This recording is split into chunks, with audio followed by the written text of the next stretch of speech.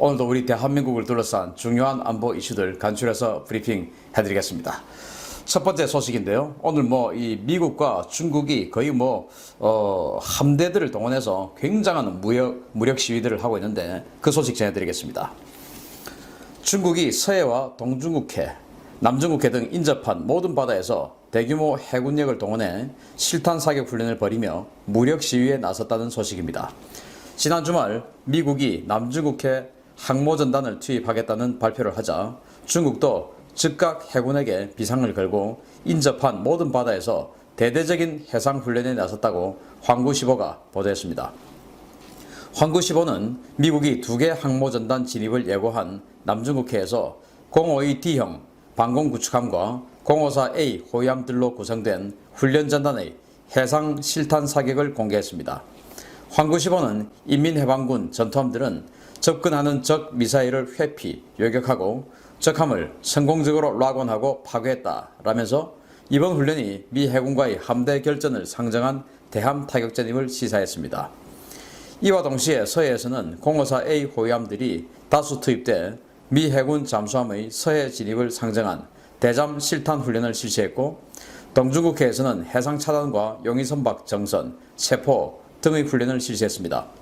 중국 외교부 자오리젠 대변인은 이번 훈련은 중국의 주권 안에 있는 곳들에서 실시됐다라면서 훈련이 실시된 서해와 동중국해, 남중국해 일대가 중국의 영해라고 주장했는데요. 최근 전 세계인에 대한 초월적인 치외 법권을 선언한 중국이 이제는 기존의 베스트팔렌 체제를 완전히 허물 생각인가 봅니다. 참 중국이 이렇게 대함대들을 북해함대, 동해함대, 남해함대 이 세 개의 함대 다 각각 동원해서 지금 해상에서 훈련을 했는데 그게 바로 이제 미국이 항모전단 동원한다니까 우리도 지지 않아 이제 이런 거 아니겠습니까? 중국은 크게 세 개의 함대가 있어요. 그래서 이제 서해에 있는 칭다오 산둥반도죠. 그 칭다오를 본부로 하는 사령부로 하는 북해함대, 그리고 이제 상하이 바로 남쪽에 닝보라고 있는데 그 닝보를 또 사령부로 하는 동해함대, 그리고 이제 하이난도 해남도 그 산야를 본부로 하는 남해함대, 이제 이렇게가 있고, 이 동해함대는 이 대만 그리고 동중국해, 오키나와, 센카쿠 이런 부분을 담당하는 게 동해함대고, 그리고 이제 이 자신들로서는 수도방위, 그러니까 바레만 방어, 그리고 이제 이 한반도의 유사시에 한반도 개입, 이게 이제 북해함대 임무. 그리고 남해함대는 남중국해 지금 여러 가지 해상 영토 분쟁 이런 거 지금 담당하고 있죠. 이 세 개를 각각 보내서 특히 서해함대에서는 지금 미국의 잠수함들 이런 것들이 북한 문제 때문에 지금 계속 지금 이 지역에 들어오고 있는 그런 상황들이 있지 않습니까? 그러니까 서해의 북해함대에서는 대잠 훈련을 집중적으로 해서 잠수함에게 어뢰를 쏘고 하는 이런 모습을 보여줬어요. 그래서 미국 니들 잠수함 들어오면 죽어 이런 거 아니겠습니까? 그리고 동해에서는 그 정선, 그러니까 용의선박 정선시키고 이제 대테러하고 이제 이런 걸 했는데 사실은 말도 안 되지만 우리도 국제체제, 국제질서 잘 지키는 거야. 그런데 사실은 지금 북한에 대한 해상 환적, 불법 환적 다 지금 중국이 하고 있죠. 그러면서 자기네들이 지금 정선하고 용의선박 도주 잡고 이런 것들을 동해함대가 보여줬는데, 그 사실은 우리도 국제질서 잘 지키고 있다 라는 그런 어필이라고 봐야 되겠습니다. 그리고 이제 남해함대에서는 군함세척 동원해서 미사일 쏘고 하는 이런 훈련을 했는데, 이런 훈련들이 미국에게 어떤 압박을 줬을지 참 거시기한데요. 왜냐하면은 제가 두 번째 소식에서도 자세하게 알려드리겠지만, 미국이 항모를 동원했으면 자신들도 항모를 동원해야 되는데 중국은 항모를 동원 못했어요. 왜냐? 랴오닝은 무슨 일인지 아주 오랫동안 지금 아래에 있는 조선소에서 계속 수리를 하고 있습니다. 그리고 산둥함도, 이번 항공모함인 산둥함도 바로 이제 이 취역식 직후에 그 다음 주에 바로 다시 다롄으로 돌아가서 지금까지 수리를 하다가, 그리고는 이제 5월까지는 바다에 나와서 5월 6월에 전투기 조종사들이 이 이착감하고 하는 자격 인증 이 테스트를 했어요. 그럼 이거 했으니까 뭔가 작전에 나오겠구나. 그럼 미국이 지금 항모 동원해서 시위를 하면 자신들도 항모를 동원해야 되는데, 그러고 나서 다시 조선소로 들어갔어요. 그래서 운영해보니까 뭔가 지금 계속 문제가 많다, 이제 이런 그런 생각이 들었겠죠. 아무튼 이렇게 미국과 중국이 함대를 동원해서 경쟁하고 있는 모습들인데, 이번에는 미국이 정말 대함대, 그리고 공군력까지 동원해서 무력 시위를 하는 것들을 알려드리도록 하겠습니다. 두 번째 소식입니다. 항모를 모조리 수리시설로 보낸 중국이 구축함과 호위함을 무력 시위를 할 때 미국은 남중국해 한복판 중국의 영유권을 주장하는 바로 그 바다에서 2개의 항공모함 타격전단을 투입하여 역대 최대 규모의 무력 시위를 벌였습니다. 미 해군 로널드 레이건 항모전단과 니미츠 항모전단이 남중국해 일대에서 해군, 공군, 해병대 합동훈련을 실시했다고 미 인도태평양 사령부가 현지 시각 5일 밝혔습니다. 미군이 밝힌 이번 훈련에는 로널드 레이건 항공모함과 니미츠 항공모함을 중심으로 편성된 10여 척의 이지스함과 함정 미상의 핵 잠수함이 참가했는데요. 미군은 여기에 해군과 공군의 대규모 감시 정찰 자산까지 투입하면서 대대적인 무력 시위를 벌였습니다. 미군은 또 알래스카에서 날아온 B-52H 전략폭격기 한 대에 F-18 슈퍼호넷 10대 그리고 E-2D 조기 경보기 한 대 등으로 구성된 편대군을 구성해서 파라셀 군도 일대에서 훈련 중이던 중국 해군 함대를 압박했습니다. 미 항모 전단은 만에 하나 발생할지도 모르는 중국의 도발에 대비해 사실상 전시 편제를 갖춰 남중국해에 진입했는데요. 항모 전단의 선두와 후미에는 고성능 음향 감시 장비를 갖춘 음향 탐사선 2척이 붙었고 P-8A 포세이돈 해상 초계기 5대, EP-3E 그리고 RC-135W 전자전 정찰기 각 한 대 등의 공중 전력도 증원되었습니다. 미국의 이 같은 무력 시위에 중국은 환구 15 논평을 통해 인민해방군은 이 항모를 파괴할 수 있는 신형 무기를 충분히 확보하고 있기 때문에 미국 항모전단은 종이 호랑이에 불과하다라고 주장했는데요. 중국 당국은 그 종이 호랑이에 물리면 뼈나 추릴 수 있을지 현실을 좀 직시해야 하겠습니다. 자, 지금 여기 보시듯이 B-52 폭격기 그리고 뒤에 슈퍼호넷 전투기 10대 그리고 그 뒤에 이제 이 모든 것들을 관제하고 조정하는 E-2D 조기 경보기 이렇게가 편대군을 구성해서 무력 시위를 쫙 합니다. 파라셀 군도 일원에서 그 파라셀 군도 그 일원이 바로 지금 중국의 남해 함대 군함들이 해상 사격 훈련을 하고 있는 그곳이죠. 여기에서 쫙 이렇게 무력 시위를 하고 그 파라셀 군도는 서사군도라고 하는데 이 베트남하고 중국이 해상 영토 분쟁을 하고 있는 곳이에요. 그게 이제 베트남에 손을 들어주는 것이죠. 이제 미국이 이렇게 가서 베트남 건드리지 마. 이거 니들 거 아니야. 라고 이제 딱 하는 선언을 해주는 겁니다. 그런데 여기 있는 이 B-52에 저는 좀 주목을 하고 싶은데요. 이 지금 중국과 미국의 경쟁을 떠나서 미국이 이 폭격기들의 구함 배치 뭐 이런 것들을 전부 다 이제 폐지를 하고 폭격기는 해외 상시 전개를 하지 않겠다. 이 전략 폭격기들은 전부 앞으로 미국에서만 출격하겠다라고 하고는 지난 4월에 돌아가 버렸어요.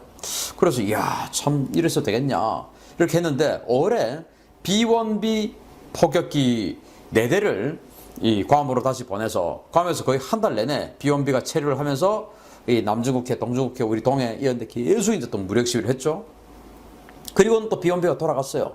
그리고는 다시 B-52 전략 폭격기 3대가 알래스카의 에일슨 공군기지로 와서 또 지금 계속 이 지역으로 오고 있지 않습니까? 그런 와중에 미 본토에서 B-52 폭격기 한 대가 날아와서 알래스카의 엘멘도르프 기지를 거쳐서 이 훈련을 한 겁니다. 그리고 쭉 내려와서 남중국해에서 이 훈련을 한 겁니다. 그리고는 지난 주말에 괌으로 들어갔어요.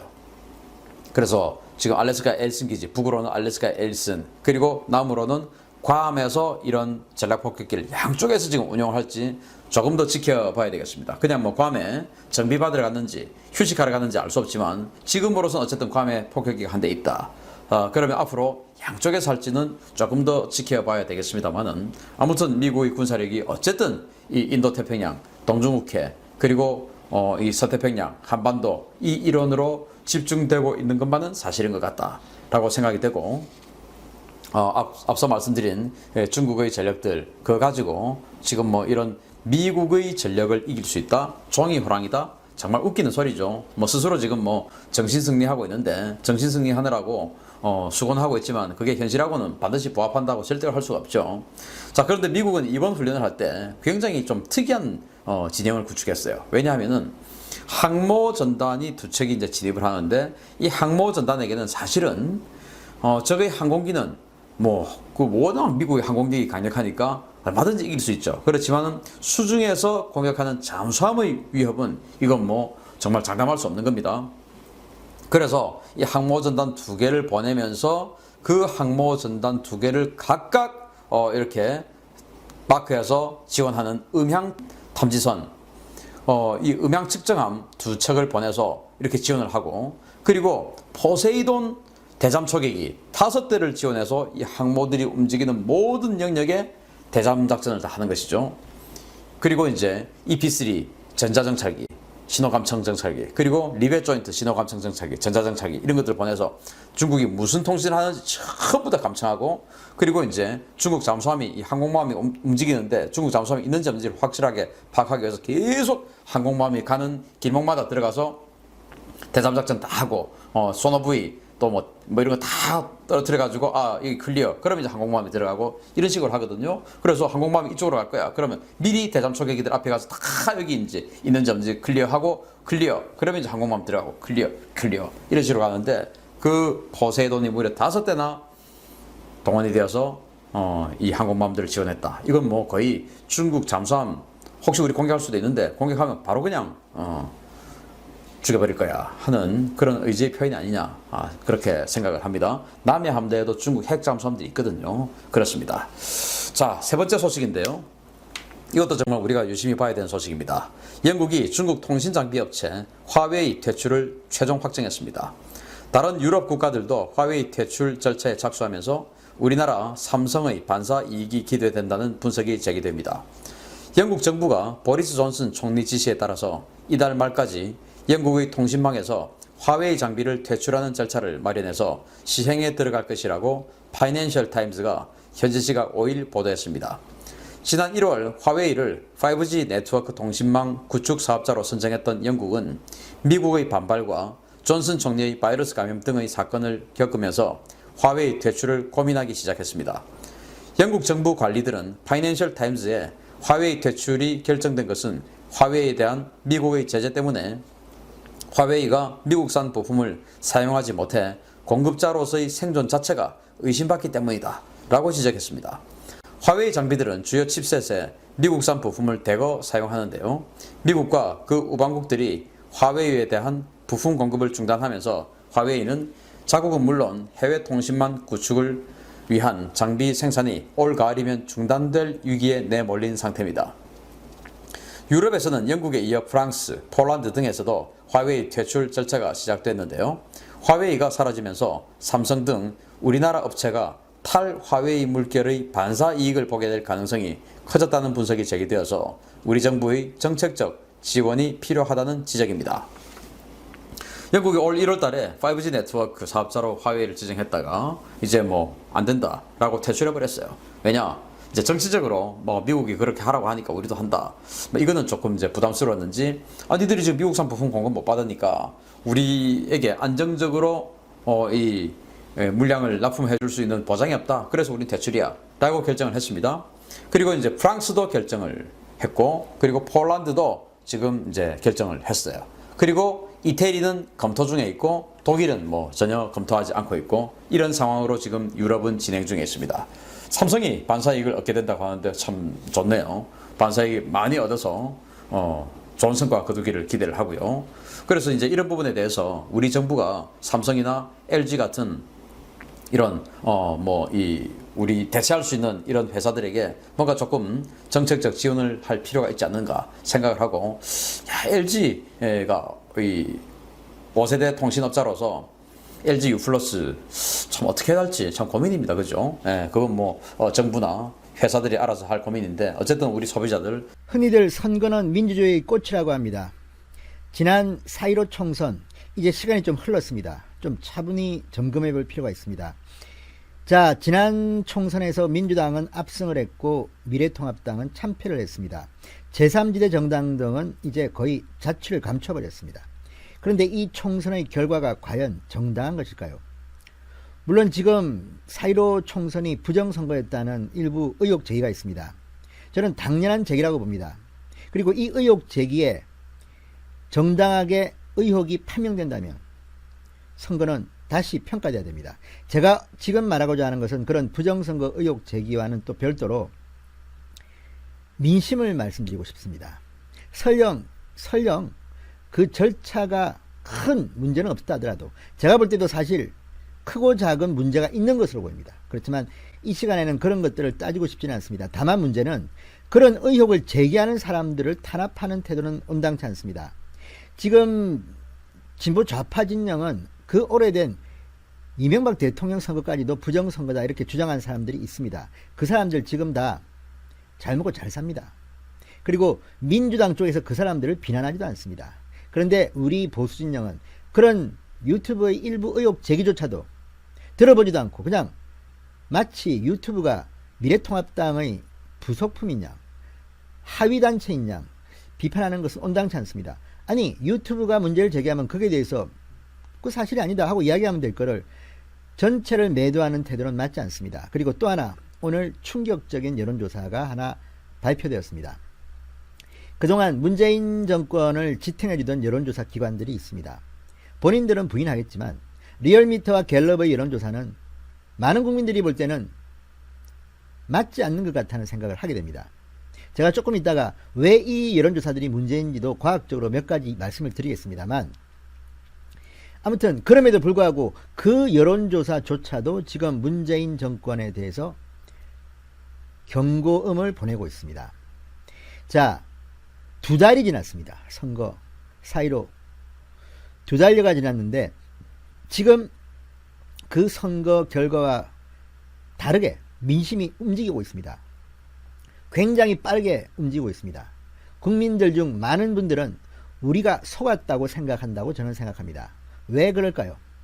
자, 오늘 갤럽, 한국 갤럽의 여론조사를 보면 충격적입니다.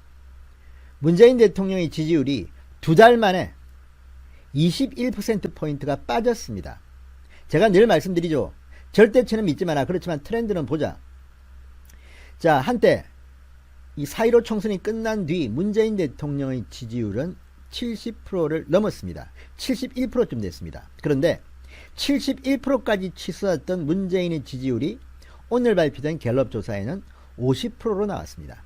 불과 2달 만에 21%포인트가 빠진 겁니다. 자, 그 타이밍을 한번 봅시다. 과연 지금 드러난 문재인 정권의 이 많은 문제점, 부동산 문제, 인천국제공항공사 문제, 윤미향 문제 뭐 한두 개가 아닙니다. 그렇다면 저들이 저렇게 많은 의석을 가져갈 수 있었을까요?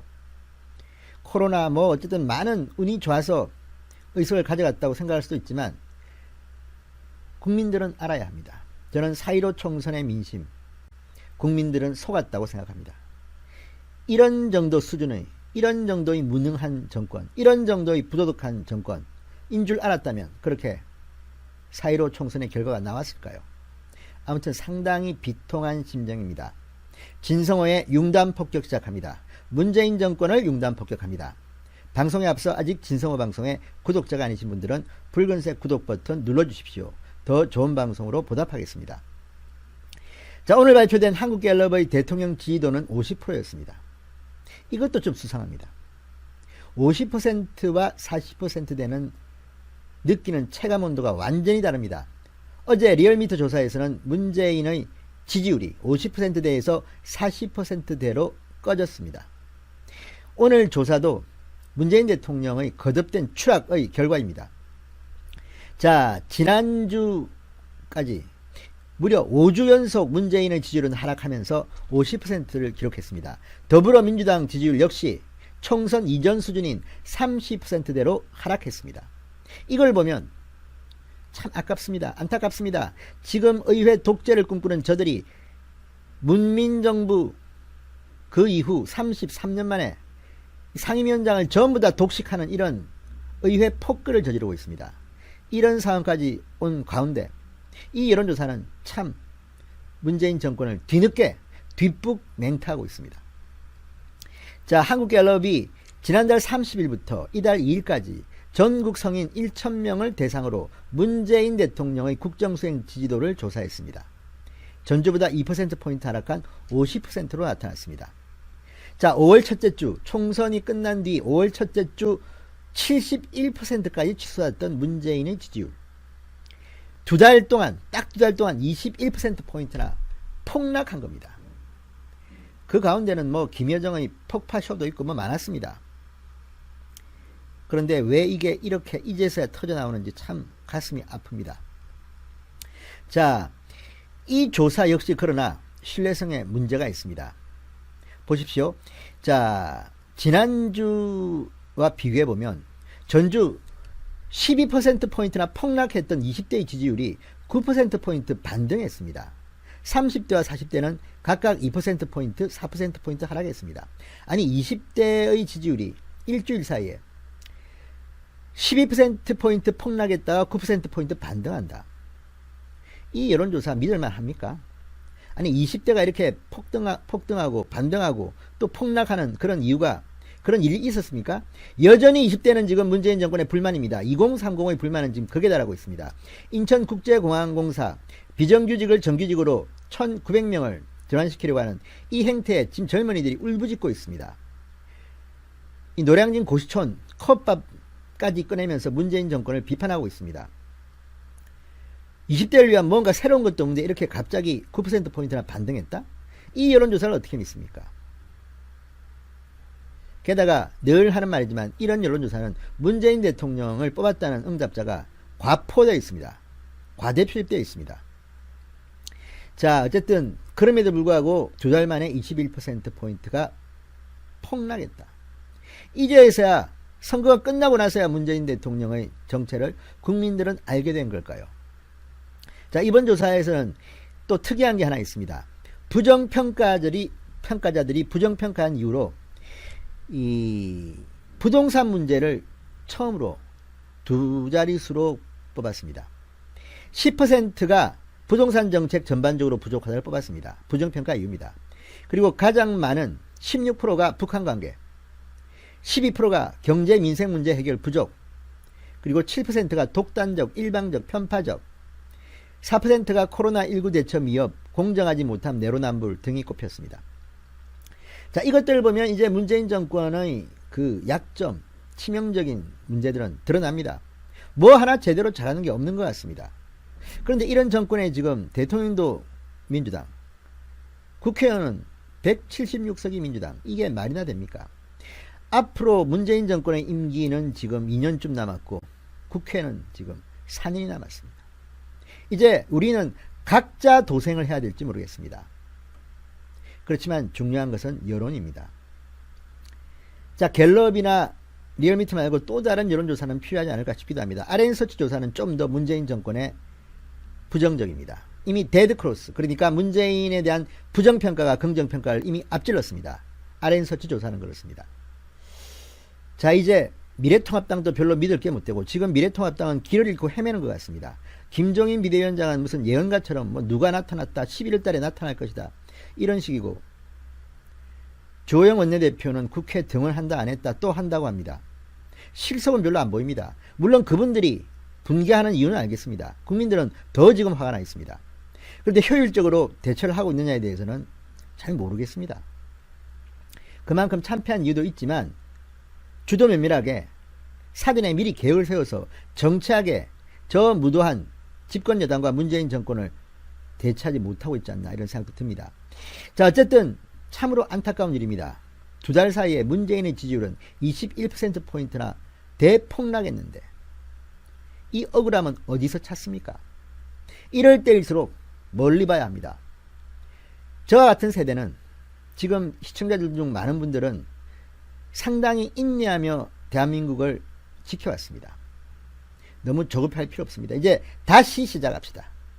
문재인 정권을 비판해서 그들의 지지율을 떨어뜨리는 수밖에 없습니다. 그래야지 함부로 날뛰지 못합니다. 지금 오만방자한 추미애 법무부 장관의 모습을 보고 있습니다. 문재인 대통령 저 무능한 모습을 보고 있습니다. 그런데도 지금 저들은 자기들 마음대로 예산을 주무르고 우리가 낸 세금을 막 펑펑 쓰고 있습니다. 그 효율성은 의심받고 있습니다. 자, 미래통합당 그래도 한번 준비하시고 그와 별도로 많은 국민들이 이제 나서야 될 것 같습니다. 아무튼 오늘 발표된 갤럽의 여론조사, 문재인 폭망 중이라는 것은 분명합니다.